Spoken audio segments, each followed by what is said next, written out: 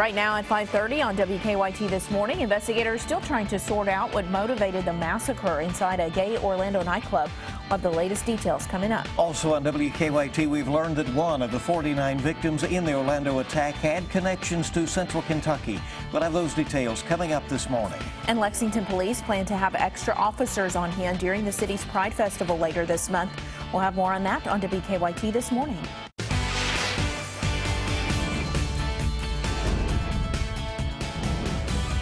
This is WKYT This Morning. Good morning to you. Welcome in on Tuesday, June 14th. It is Flag Day in America. I'm Bill Bryant. And I'm Rebecca Smith, and I'm going to pick your brain about Flag Day here in a few minutes. Okay. So well, maybe I need to study. You do. Okay. So we'll have that. A lot of news this morning going on. And we anticipate some steamy conditions ahead of tomorrow when we're going to watch for some storms. It could get interesting. Yeah, very interesting, especially that tomorrow time frame, because that's our focus of the forecast. When you start to talk about these storms moving on in with that severe threat like we're going to have tomorrow, that's really what you pay attention to there in your 7-day. And I'll show you that coming up. But 63 right now in Frankfort as you're walking out the door in Franklin County. I want you to look west and east. West, we're talking about temperatures roughly 70 degrees. East, we're talking mid to upper 50s. So it kind of depends on where you are this morning as that warm front is sliding back into the region. Actually felt pretty nice later on during the afternoon yesterday. Not so much today. 90 degrees. Also a couple of rumbles of thunder. It's not really today we're focusing on. Like I said, tomorrow. I'll show you when I expect those storms to move on in and the severity of those coming up in a few minutes. We'll see you shortly. Thank you. This morning, the FBI is following up on more than 100 leads, and forensic specialists are still processing the crime scene at the Pulse nightclub in Orlando. We're also hearing incredible stories of survival, acts of heroism following the deadliest shooting rampage in U.S. history. CBS's Kenneth Craig is in Orlando with details. Thousands lit candles, cried and shared hugs during a vigil for the 49 victims of the Pulse nightclub shooting in Orlando Monday night. Carlos LeBron's close friend, Oscar Aracena Montero, was among those killed, and his sister barely made it out of the gay nightclub alive. Thankfully, she's okay. She was able to escape. I love her so much. Omar Mateen opened fire on partygoers early Sunday morning. Police later killed him during a gun battle. The FBI says Mateen appeared to be self-radicalized. We see no indication that this was a plot directed from outside the United States. Mateen's father says he was homophobic. But at least one club goer claims that Mateen had been inside the club at least a dozen times before carrying out the massacre. Investigators have yet to confirm that report. Luis Bourbano feels remorse that he survived. Seconds after he escaped the club, Bourbano stopped to help a stranger. His arm was split in two, forearm, and he had a gash wound on his side, and I quickly took off my shirt, used it as a tourniquet, and just comforted him, talked to him, distracted him from being negative. Surgeons tell CBS News the hospitalized victims are expected to recover. Kenneth Craig, CBS News, Orlando. Well, on Thursday, the president will travel to Orlando to pay respects to victims' families.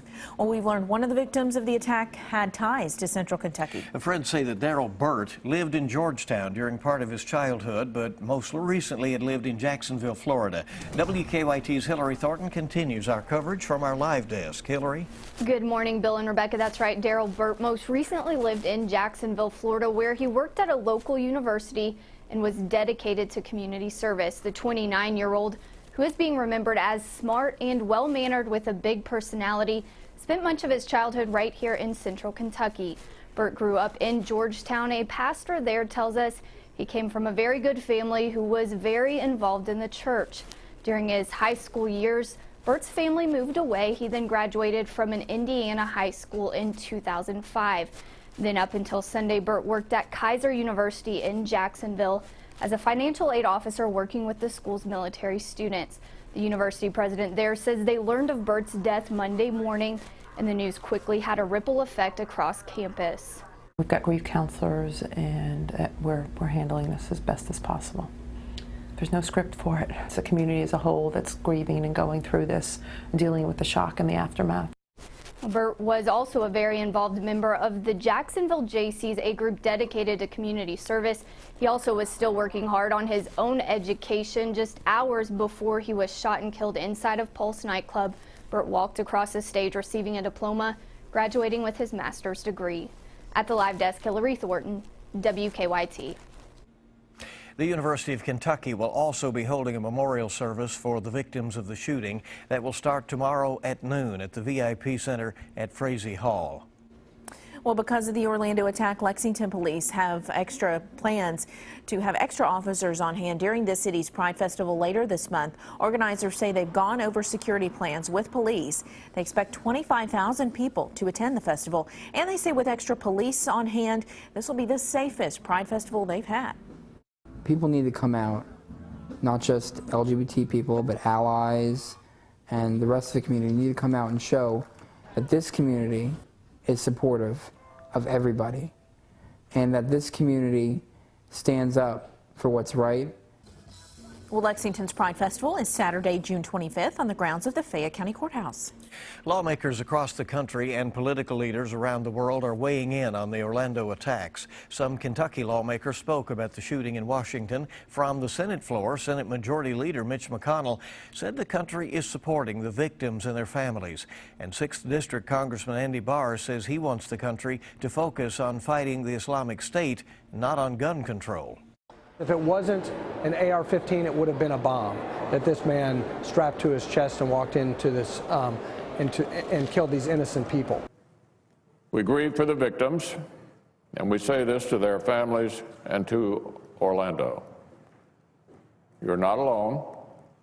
Your nation is here with you, and we won't back down in the face of terrorism. Senator Bob Casey, a Democrat from Pennsylvania, has introduced new legislation that would keep guns out of the hands of those who commit criminal acts based on hate. And keep checking WKYT.com for updates on the Orlando nightclub attack. And we'll also be providing them on the WKYT News app and, of course, here on air as well.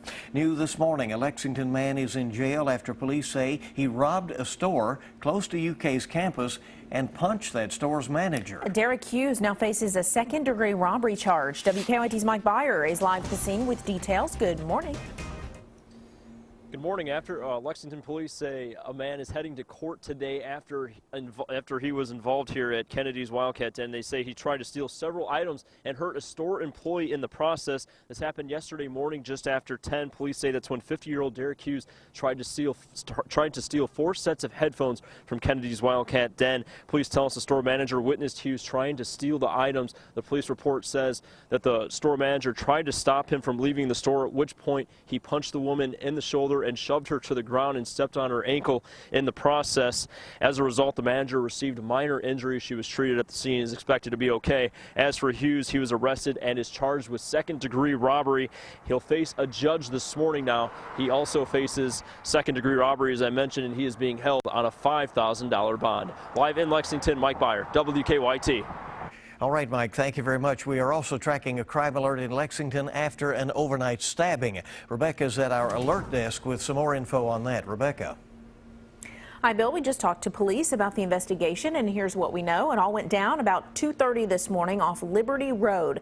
That's when Lexington police say a group of people got into a fight at an apartment complex on Cornerstone Drive. At some point, a man was stabbed in the back. He then knocked on several doors trying to get help. What we know is about his injuries, that they are not severe. Police have not yet made any arrests, we understand. Of course, we'll stay on top of the story and bring you all the latest developments as they occur. And today is the 6th day in the trial of a man accused of killing a Lexington man and stuffing his body in a barrel. Police have charged Mark Taylor with murder and kidnapping in the 2013 death of Alex Johnson. Now, much of yesterday's testimony focused on Johnson's injuries and how he died. The jury also saw the barrel that police say Johnson's body was in. But for the first time in the trial, witnesses for the defense took the stand. 2 men who served time with Taylor's co-defendant, Timothy Ballard, told jurors that he said he was a killer. He said they ain't got me with nothing but tampering. He said, man, I took a slapjack and beat dude's face off with a slapjack. He's like, man, I'm going to kill dude for real. He's like, but I can't take that kind of time. I'm not going to take that charge. That guy's, you know, and that dude's young. He can handle it. You know, he can handle that kind of charge. He may see the streets again. I won't ever see the streets again. Police say money and marijuana were the motives for the murder. Ballard testified that he and Taylor took $40,000 from Johnson's apartment after he was killed. Deputies in Laurel County are looking for 3 people in connection to a violent robbery. Police say a teenager went to the home of a man she knows on Taylor Bridge Road. Police say a short time later, 2 other men showed up, shot the victim with his own gun, and then stole the gun and wallet. Police say the teenager may have recently run away from home. We think that she was an underage juvenile that we've been attempting to locate for the past several weeks anyhow. Police say the shooting victim was flown to UK hospital with non-life-threatening injuries. A federal judge has refused to dismiss the state's lawsuit against Marathon Petroleum. That lawsuit, filed last year by former Kentucky General Jack Conway, claims that Marathon has a monopoly on the supply of gasoline in much of the state, and that leads to higher gasoline prices. Marathon had asked the judge to throw it out. The current Attorney General, Andy Beshear, says his office is still pursuing the lawsuit. Well, decades later, the Louisville Courier-Journal is apologizing for refusing to call Muhammad Ali by his name. Ali was born Cassius Clay, but he changed his name to Muhammad Ali in 1964 after adopting the Muslim faith. But the Courier-Journal did not consistently refer to him as Muhammad Ali until 1970. In an editorial, the newspaper's executive editor says the paper's unwillingness to use Ali's name for years, quote, did little to help race relations in a turbulent time. Well, God's Pantry Food Bank is working in 10 central Kentucky counties to launch a summer feeding program for children. The program gives children who are already on free or reduced lunch at school access to nutritious food over the summer break. Organizers say the need is huge, but the challenge can be getting children to the sites where the meals are served. Our message is that we want kids to access meals in the summer. Fewer than 8% of kids who are eligible for meals during the school year access meals through the summer feeding program, and we want to see that go up. Well, you can find a summer feeding program near you on WKYT.com. Such a great program, and you really don't realize the need until you spend some time talking to folks who are really affected by this, and there is a great need. Important for many, many families and children. All right, our time this morning is 5:42, and let's check live drive traffic bright and early, see what's going on this Tuesday. Here is a broad view, taking a look through the region. We have lots of green on there and no reports of any major problems at the moment. Let's take a look at a camera here locally and see what's going on. This is the Lexington Fayette Urban County Government's live drive cam. This one at New Circle and Liberty Roads. Looking good. Yeah, see the early hints of daylight and one car waiting for the light change. So one lone vehicle. Now would be a good time to go before everything starts stacking up here shortly. More news coming up for you on WKYT this morning. Ever see a full-grown pit bull tiptoe? Well, I might say that I have not. Find out why this dog is so light on his feet coming up. We have some storms to the north and back toward the west. It's heading our direction. I'm going to show you when they actually arrive and the severity of those. I'm going to go over that coming up next. Stay connected. Now, your hour-by-hour forecast with meteorologist Micah Harris. It's a nice looking start on our sky cam. Another good looking sunrise in store for everybody. And look, everybody, it's a different feel from east to west. So it looks good, but the feeling outside, look at that. Prestonsburg at 57 degrees. Moorhead at 60 degrees. You go into West Liberty, go into, say, Frenchburg. We're holding on to temperatures in the upper 50s to around 60 degrees. And then work your way westbound, because that's where it gets a little bit warmer. 64 now in Lexington, still not a bad feel. But go across 65, we're talking 70s all along 65. Yeah, it's not a great feel over toward the west, but for the most part, it's not all that bad. Now, let me take you through the day. Let me take you hour by hour and show you what you can expect the rest of the day. We will start to see some of these rumbles of thunder spark up. I'd say anywhere from 2 p.m. Here's 2 p.m. right here, and you can see back toward the west, because here's your warm front. It is obvious. 91 Louisville, 89 Fort Knox, and then you get over toward Moorhead, 84, Prestonsburg, 85. So, yeah, over toward the west, that's where you'll see the best chance at a couple of rumbles of thunder.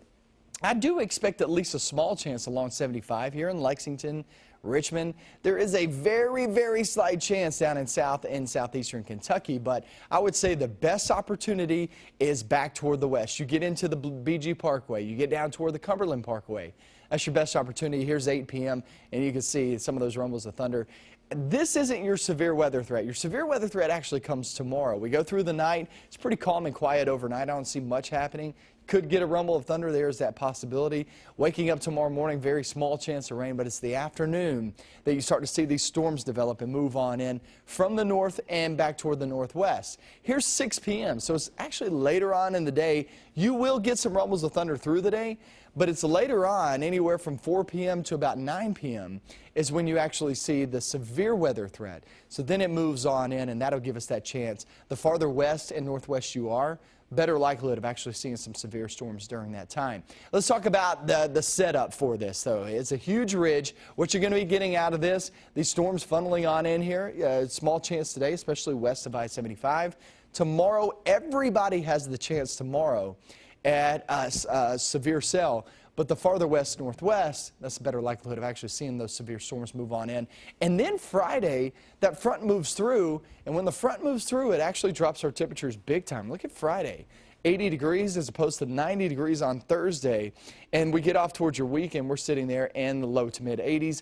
Those mid 80s, like yesterday, I told you yesterday, that 85 there on the screen yesterday was deceiving because it actually felt really nice just due to the fact that humidity's down, and that's exactly the way we're going to see Friday into your weekend. So guys, all eyes really on tomorrow as those storms move on in. We'll have to watch some severe storms, some strong cells as they pass on through. Late in the afternoon, off into the evening hours, that's your best timing. That's part of this time of year as well, right? I think you have a twin, or you can be in two places at once. Because Oh, yeah? I thought you were in the newsroom. I was. So I was a little late getting to the desk. I was. Wow. He took the back way. It's those long legs. They help you get there faster. I can move when I have to. You saw me run yesterday for a second, didn't you, in dress shoes? All right, coming up on 5:50, and well, here's a guy who can kind of tiptoe, even though he's a bigger dog. Apparently pretty big, a 70-pound pit bull, no less. Reports say this pit bull is up for adoption if he tiptoes into your heart. In this case, this scaredy cat, it turns out it's really a dog. Meet Red. His foster owner says Red can barely bring himself to walk past Harley the cat. He has to really get up his nerve. Foster owner Carrie Woodward says the cat has growled and swatted at the pit bull, and Red is almost paralyzed by fear of Harley. Red is said to suffer from separation anxiety, but he knows the command sit, lay down, and stay. But it seems the command of the day is tiptoe as he tries to get by the cat there. How precious is that? That is so cute. Funny. I want to see that kitty cat. Yeah. Often cats kind of, have it over a dog for some reason. They really do. A lot of, it's like the bigger the dog, the more scared they are of that little kitty cat, right? Kind of interesting. Coming up, you'll get the stories making news right now. And we'll be checking traffic as well, see how things are moving along. We have some health news, too, coming up on WKYT. Good morning and welcome back into WKYT this morning. The time is 5:54, rolling towards 6 o'clock. Yeah, let's take a look right now at some of the stories we're working on for you at this hour. Lexington police say no arrests have been made in an overnight stabbing. It happened about 2:30 this morning off Liberty Road. That's when police say a group of people got into a fight at an apartment complex on Cornerstone Drive. At some point, a man was stabbed in the back. His injuries are not severe. Winchester police are asking for help finding a witness who left the scene of a deadly crash last week. Police say a driver was blinded by lights, causing his car to hit two other vehicles at Colby Road in the bypass. Two women in one of those other cars died. Police think the witness they're looking for may have had a dark Nissan Altima with tinted windows. Well, thousands turned out for a solidarity vigil to mourn the 49 victims of the Pulse nightclub shooting in Orlando. Investigators are trying to determine why Omar Mateen, the man who carried out the massacre, targeted the club. At least one clubgoer claims that Mateen had been inside Pulse at least a dozen times before the shooting. Investigators have yet to confirm that report. President Obama is scheduled to travel to Orlando Thursday to pay his respects to the victims' families. Well, Democratic presumptive nominee Hillary Clinton is expected to meet with Bernie Sanders later today in Washington. The Clinton campaign says the two will discuss a path forward on policy issues and how best to defeat Donald Trump in November. Their meeting comes as voters at the nation's capital cast their votes in the final Democratic contest. The Cleveland Cavaliers are not going down without a fight. They'll be facing Game 6, facing elimination in the NBA Finals. The Cavs defeated the Golden State Warriors 112-97. LeBron James and Kyrie Irving both scored 41 points. The championship series returns to Cleveland on Thursday. And it's time to get a quick check on the trouble spots out there this morning in traffic. Let's see what is going on, if we have any issues early. Not hearing of too many trouble spots. Things looking pretty good there from our view of drive times. Here's a look at the traffic map, or actually a view we're going to take of the Lexington Fayette Urban County Government's cameras there at Manna Warren Armstrong Mill. Everything looking good in that area. You see the early start to the day and light traffic so far. Well, we expect a steamy day ahead, and that kind of sets the scene for tomorrow's potential storms. Yeah, tell us all about it. It does look like we're going to be seeing 90 degrees later on this afternoon for many. And look, the 90 degrees today is going to be much different than the 90 degrees from Saturday or Sunday, because Saturday and Sunday you had a lot of moisture. It was very sticky outside. You won't get that today. It's kind of that dry heat, but it's still heat nonetheless. 63 degrees in Mount Sterling, and that goes for Nicholas County, Carlisle. Good morning to you guys. Bourbon County, Harrison, Mount Olivet there in Robertson County looking good. Much warmer back toward the west. That's where that front is located, that warm front moving our direction. That'll give us that small chance of rain west of I-75 today, and then we'll look at that severe weather threat tomorrow. I'll have that coming up at 6 a.m.